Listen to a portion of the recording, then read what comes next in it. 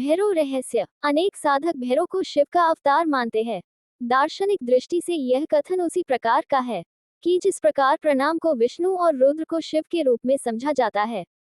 इस दृष्टिकोण में प्रत्येक साधक की है और प्रत्येक शक्ति का भगवती गुण की दृष्टि से इस भैरव शिव की प्रचंड शक्तियों के नायक है। इन्हीं उनके गुणों का नायक माना जाता है।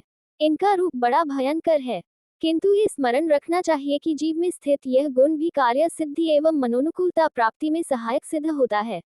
ब्रह्मांड में इनकी व्यापक सत्ता है। इनके अनेक रूप हैं, जैसे काल भैरव, रुद्र भैरव, बटुक भैरव आदि। इनकी साधना अर्धरात्रि में मां काली की साधना की भांति शमशान में जाकर करनी चाहिए। भैरव की साधना से सभी मनोकामना पूर्ण होती हैं। व्यक्तिगत में प्रभाव, दृष्टि में सम्मोहन, ललाट में वशीकरण विद्या का वास होता है। शरीर में असाधारण बल उत्पन्न होता है। वामाचारी साधनाओं के लिए मुख्य देवी देवता यही है। त्राटक ध्यान साधना योग की साधना तंत्र में इसका प्रयोग करने के विलक्षण सफलता प्राप्त होती है।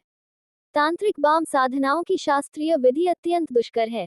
इस कारण शास्त्रीय विधियों का वर्णन यहाँ नहीं किया गया है। सामान्य साधकों को इससे कोई लाभ नहीं है। काली, तारा, छिन्नमस्ता, धूमावती, त्रिपुर भैरवी, त्रिपुर सुंदरी की साधना शमशान में नग्न होकर की जाती है। अनेक तांत्रिक शव साधना करते हैं, पर उसका भी एक रहस्य होता है। इस अवसर पर मदिरा आदि की नैवेद्य चढ़ाया जाता है। उसी का हव्य भी दिया जाता है। जैसे वैज्ञानिक लोग प्रयोग करने के लिए विभिन्न प्रकार के रसायन प्रयोग करते हैं, उसी प्रकार तंत्र में भी कई पक्षियों के पंख, नख व खोपड़ी आदि का प्रयोग किया जाता है। तांत्रिक प्रयोगों में इनका वर्णन किया गया है, क्योंकि वह सिद्धि के भौतिक फल प्राप्त करने की क्रियाएं हैं। उनके बिना काम नहीं चलता, किंतु शक्ति सिद्धि में मूल तत्व ध्यान की एकाग्रता है। यह एकाग्रता उसी भाव में हो, इसलिए प्रतिमा और मंत्र का प्रयोग किया जाता है। अतः इसमें सात्विक क्रिया भी सफल होती है। शैव मार्ग में मातृशक्ति के साधकों में इसी पूजा पद्धति की महत्ता है। आज आर्यवर्त में जिस धर्म का आचरण समाज में दिखाई पड़ता है, वह वैदिक धर्म और शैव धर्म का मिलाजुला रूप है। और आज यही पूजा पद्धति समस्त आर्यवर्त में स्थापित हो गई है। किंतु वास्तविक व मां की पूजा पद्धति सर्वथा भिन्न है। इसके सिद्धांत भी बड़े विचित्र हैं। ये पूजा पद्धति वैदिक रूप से संगठित समाज की नैतिक मान्यताओं के सर्वथा विपरीत है।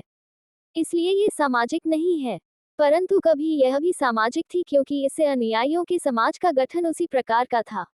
उस समय भी ये पूजा पद्धति सार्वजनिक नहीं थी, अपितु साधक साधिकाओं के प्रयोग में थी। तथापि इसकी जानकारी समाज को थी। इस पूजा को एवं पूजा करने वालों को आदर की दृष्टि से देखा जाता था।